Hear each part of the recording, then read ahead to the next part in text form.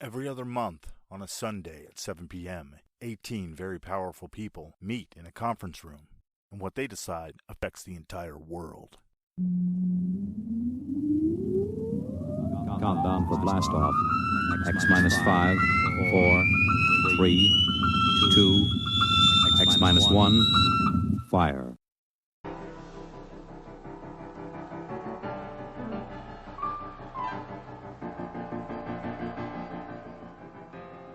Hello, folks. This is Elton Reads a Book a Week, a podcast dedicated to reading a book a week. I am Elton, and I read a book a week. If you like this podcast and you want to see it flourish and prosper, you're welcome to contribute to it and become an ongoing partner in this foray into making books interesting again, or at least trying to, I guess. I mean, they were always interesting. Whatever.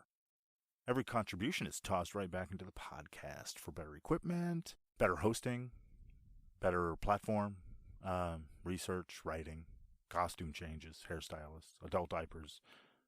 You can contribute at patreon.com if it suits you, under Elton Reads a Book a Week. You can follow the podcast on Facebook at Elton Reads Too Much, on Twitter at Elton Reads a Lot, and on Instagram at Elton Reads a Book a Week. We can talk about the books there, what you think about them, if you don't think about them, what you think about me, if you hate me, maybe you do, maybe you don't, I don't know. Anything that tickles your fancy is fine to talk about there. I'll be around. Hit me up. But for now, this week's book is called it's pronounced a bunch of different ways, so I'm going to go with the German way. It's called The Tower of Basel, or The Tower of Basel in German. I don't know. It's in Switzerland. So I'm going to go with the German way. Because why not? It's a book, according to the cover, about the shadowy history of a secret bank that runs the world. And about kittens. Yeah, fluffy, lovable kittens. It's not also about kittens. But I mean, they should have included something like that because, I mean, this book is about Nazis and ripping gold out of Jewish prisoners and using it in trade. It's awful what they do. Anyway, they could have made an attempt to balance it out, is all I'm saying. Okay? The conference room I mentioned earlier overlooks the central Basel train station in Switzerland. The initial discussion between those powerful men lasts for about an hour, or a little over that anyway. Then the meetings close. Any aides or assistants they have, they leave. And then dinner is served. Now it's during this meal that the real work is done. It goes on until about 11 o'clock at night. Then the next day there are more meetings, lunches, they laugh. Everything is catered, of course, by Switzerland's finest chefs. They have limos, nice hotel stays. I don't know, they exchange emails, take selfies. It's like a Swiss Club Med for crusty central banker types.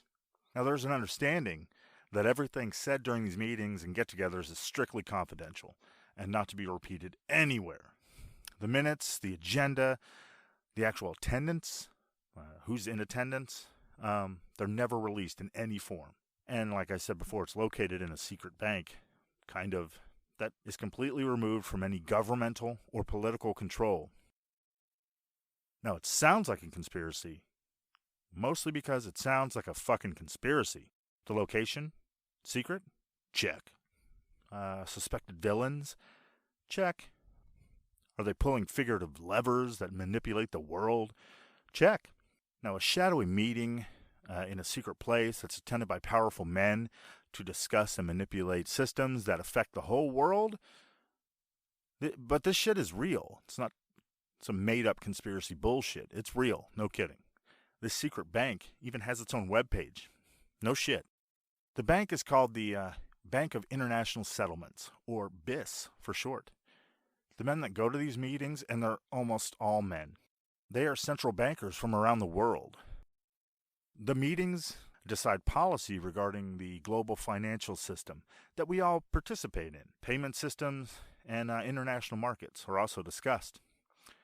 The world's response to the global crisis, the financial meltdown and all that, in 2008, the response was determined during meetings there. They determined what financial instruments they would use when interest rates were close to zero, how policy would be communicated to the public and such. It might even be said that the ideas, suggestions, and deals that they made at those meetings and continue to make at these meetings, they affect monetary policy in countries all over the world. But we don't know because they don't release any information as to what they're talking about during those meetings. For all we know, they're discussing porn stars and Pokemon. Who the fuck knows? But given that they're all bankers and such, and central bankers at that, and they run like the Federal Reserve, we're pretty sure that they're not talking about Pokemon. Now, what does that mean for you and every day, bumping to you on the street corner? Can you believe that fucking guy farted in the elevator? Regular person? Like, what does that mean to me and you?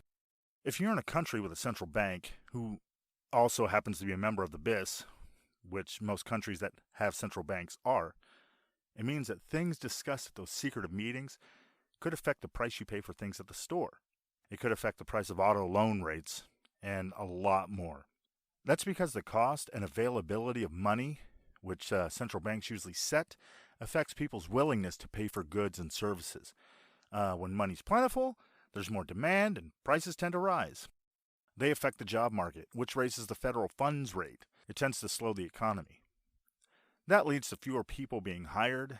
They also have less leeway to demand pay raises. This lack of power to bargain for higher wages is seen as a way to fight inflation. Like in my case, I'm a U.S. citizen, so the Federal Reserve sets monetary policy, and its director attends those meetings every 2 months. Just so we're clear, again, this is all real. The price you pay for shit at the store is affected by secret meetings held in a bank in Switzerland. Despite how much of the world is affected by their decisions, everything is confidential and kept behind high levels of security. The Swiss authorities have no jurisdiction over that building. Authorities need permission from the bank to enter it. The bank has the right to communicate in code. No shit. They can send and receive mail in bags covered by the same protection as embassies, meaning they can't be opened. It's also exempt from taxes. Its employees don't have to pay income tax on their salaries. The bank's legal privileges also extend to its staff and directors. Their bags can't be searched, and their papers are inviolable, which means they can't be touched or looked at. During the bi-monthly meetings, everyone attending those meetings enjoyed the same status for life. The bank has high-tech sprinkler systems with multiple backups, in-house medical facilities, and its own bomb shelter in the event of a terrorist attack or armed assault. The bank's assets are not subject to civil claims under Swiss law, meaning they can never be sued or seized. The minutes and the agenda, the actual attendance list of the meetings, are never, ever released. They're never published, ever. Well, I won't say ever. I'll get to that in a little bit. Now, I have to say again, this is all 100% real. All of those nonsense videos you watch on YouTube about conspiracies that are usually clickbait or just total horseshit like Apollo moon conspiracies and fake landings. It's ridiculous. That's all bullshit. Most of it is bullshit. But now you know of one that's completely real. There is a secret bank that rules the world. Tell your friends and have them cower in fear. And maybe not. Okay, maybe the bank doesn't rule the world, but it makes some pretty hefty decisions about the money that runs it. You might be wondering, who owns this thing? Who runs it? When does this happen? I'm confused and scared. Scared, do you understand? Shit, did I shit my pants? Great. I just shit my pants. Are you happy, Elton? Are you? What the fuck, man? All right, settle down, okay? I'll tell you a little. I'll tell you about it, okay? I'm not giving you the whole farm, as I expose my country bumpkin roots by saying that. I'll tell you the initial real purpose of the Bank of International Settlements was detailed in its statutes. To promote the cooperation of central banks and to provide additional facilities for international financial operations. It was the culmination of every central banker's wet dream, a bank of their own that was all-powerful, independent, and free from politics and investigative reporting. Best of all, it's self-financed by its own founders and shareholders, the central banks. But they also guide their own operations. So the BIS argues that central banks should control the flow of credit, the volume of currency in circulation, and keep exchange rates within manageable bands so that currency values don't rise or dip, thereby screwing the whole fucking world economy. The grand, weirdly true global conspiracy started way back at the end of World War I.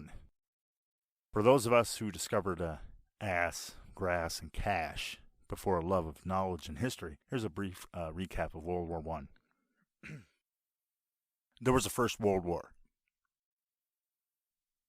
I'm kidding, there's more to that. The sides were the Central Powers, consisting of Austria-Hungary, Germany, Bulgaria, and the Ottoman Empire. The Allies, who were Serbia, Russia, France, and the United Kingdom, Italy, Belgium, and the US of A. If you aren't up to current events or are currently uneducated in world events, spoiler alert, the Central Powers lost. So naturally, when you're dealing with the aftermath of violent death en masse, bombed out people and properties, destroyed hopes and dreams, you demand restitution. And how do you want that restitution? You want it in cold hard cash. Or papier marks. Deutschmarks weren't the official currency of Germany until 1948 through 1990. And later, the unified Germany from 1990 until 2002. It was first issued under Allied occupation in 1948 to replace the Reichsmark. Now Germany uses the euro. See that? I'm a giver, man. That was a brief history of German currency. Now you can make your stupid friends look more stupid by throwing it in their stupid faces. Bunch of fucking stupids. Each of the defeated powers was required to make payments in either cash or kind, because the financial situation of Austria, Hungary, and Turkey found themselves in, after the war, meaning they were flat-assed broke. Few to no reparations were paid, and the requirements for reparations were canceled. Bulgaria, having paid only a fraction of what was required, saw its reparation figure reduced, then canceled. Historians have recognized the German requirement to pay reparations as the chief battleground of the post-war era, and the focus of the power struggle between France and Germany over whether the Versailles Treaty was to be enforced or revised. Given the nature of the World War beast, and the fact that everyone was super pissed, Germany had its financial feet held to the fire for reparations. Yet the powers that be weren't willing to trust anyone, really, with getting the money from them. So, how would you make sure they paid up on time and in full? In walks the Bank of International Settlements, with a suitcase and a smile, born out of reparations negotiations chaired by two Americans, Charles Dawes and Owen Young. I don't think they're... Never mind. Its first presidents, Gates Magara and Leon Fraser, were American too. It was set up to get the reparations, but not exactly like that. It was created as a non-specific third party that would accept German reparations and distribute them according to international agreements. The BIS wouldn't be beholden to any specific country and would and could operate outside their jurisdictions and not be subject to their laws. And then the official Bank of Satan was born. Conspiracy theory, spooky stuff, Satan, conspiracy, Templars, devil, Satan, blah, blah, blah, blah, New World Order, Masons. There's another one. Hold on. Illuminati, triangle, upside down cross, pyramid with an all-seeing eye, Illuminati, and Jay-Z. I was overcome with the spirit of stupid-ass internet conspiracy. Please forgive me. So the BIS was set up for German reparation payments to be paid out after World War I. That was it. After the payments and the problems attached to them were all said and done and everything was fulfilled, it should have ended the BIS, and it should have been disbanded.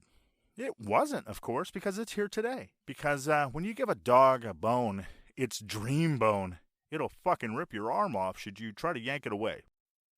But with financial people, and far more civilized. You get it. The bank changed gears and offered something new to stay around. And what was it? I'll talk about that in a minute. First, Nazis. After the reparations, the BIS had no business being open. Germany had polished off its payments, so the BIS should have shut down.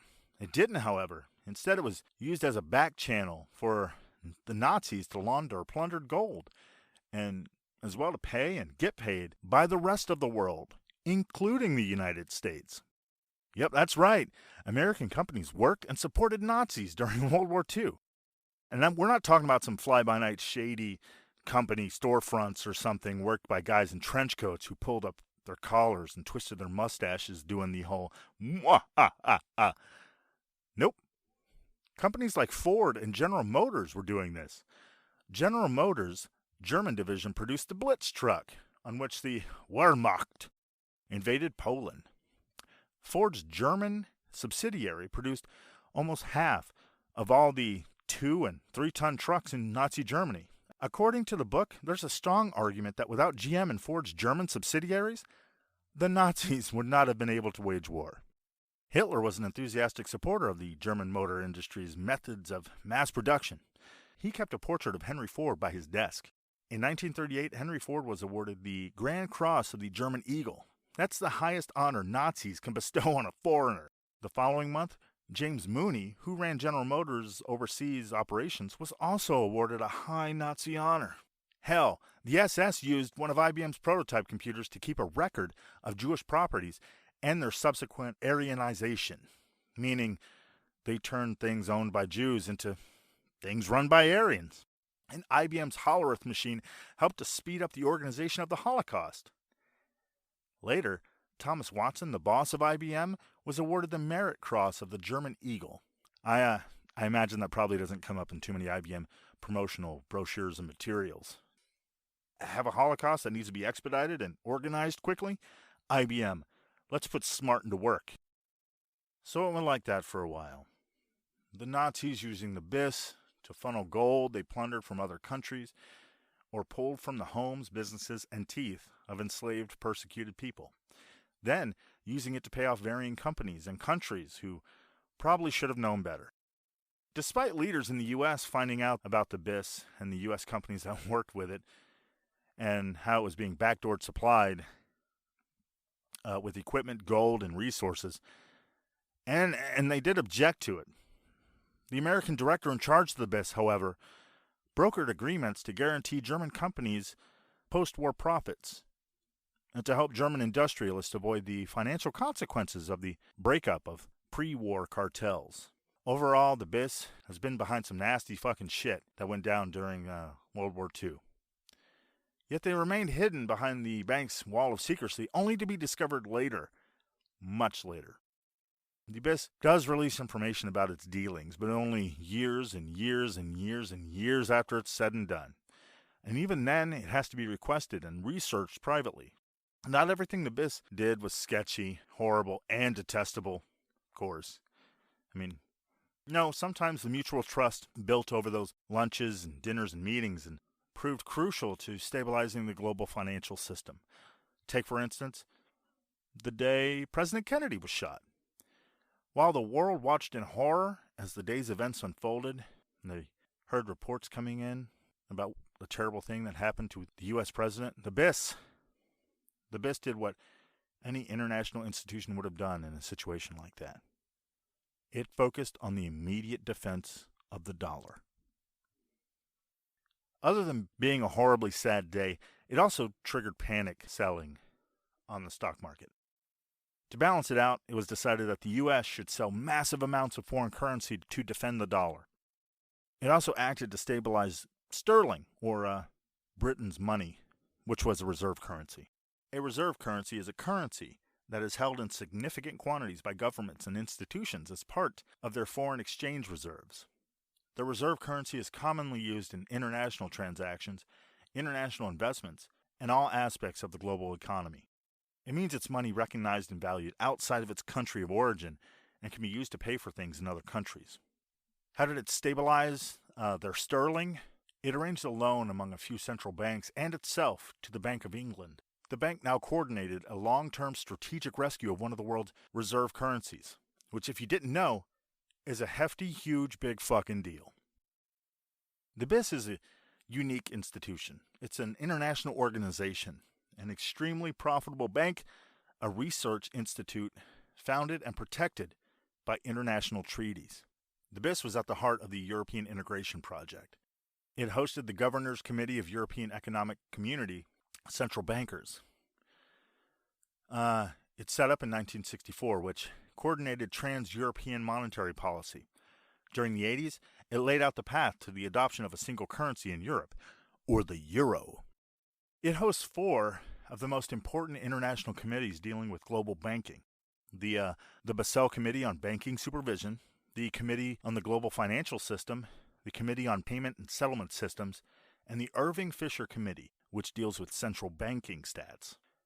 It's the world's 30th largest holder of gold reserves, 199 metric tons. That's more than Qatar, Brazil, or Canada. Membership of the BIS remains a privilege rather than a right. So not all countries are represented. China, India, Russia, and Saudi Arabia joined in 1996. Countries have to be considered for membership, yet things decided in those meetings surely affect their economies as well. You would think that with such a horrible backstory, people in general would want to power down a Goliath bank like the BIS. Instead, the bank is pivoted, yet again, to represent something else. Now it's touted as an educational center for the expansion of knowledge for global financial systems. It trains people, new people, to the central banking system it works in and help to promote and create a little bit. It teaches them in the ways of the global financial force, if you're into poorly applied Star Wars metaphors. All in all, for me, it's a bit too opaque. Given the bank's severely sketchy history, man, it should be far more open for what it's involved in. On top of that, there should at least be some accountability somehow. I don't know how that would work, but if you're a hub of the international money/exchange/globalized banking system, I think a little transparency is in order. It's an asshole thing to say with heavily implied pimp tech language, but those bitches are fucking with our money. Is it right that things are secretly discussed behind closed doors that have very real and discernible impact on millions of lives? No, it's not. Something should be done about it. Where do you begin to protest something like that?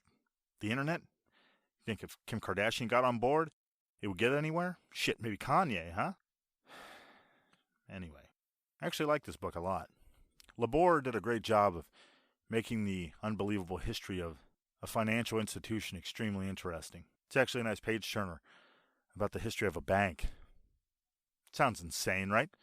But given the subject matter, it's even more insane.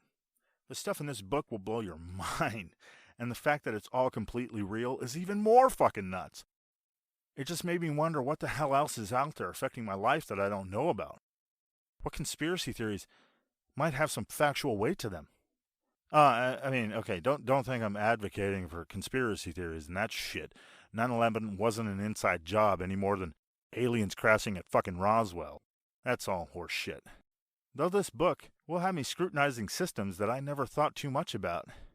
Big Pharma? Yeah. Nefarious trade policies? Maybe. Oreo cookies? Yeah. Well, that'll do it for this week. As always, I had fun. If you liked what you heard and want to be part of it and keep it chugging, contribute on patreon.com to Elton Reads a Book a Week. All the goodies are there for you to check out. If it's not enough, hit me up and let me know what I can do. Maybe change it up a bit. Add some stuff. Who knows? I'm all ears. Any suggestions you have, kick it over to me. I'll look at it. We can discuss it. Me and you and me. Be sure to follow the podcast on Facebook and such, too. I work those to death, and I'd be overjoyed to hear from you. Hey, thanks for listening, sincerely. I'm glad you did. Oh, and before you go, listen. Read more books, huh? Don't let them die out. Thanks again. Bye.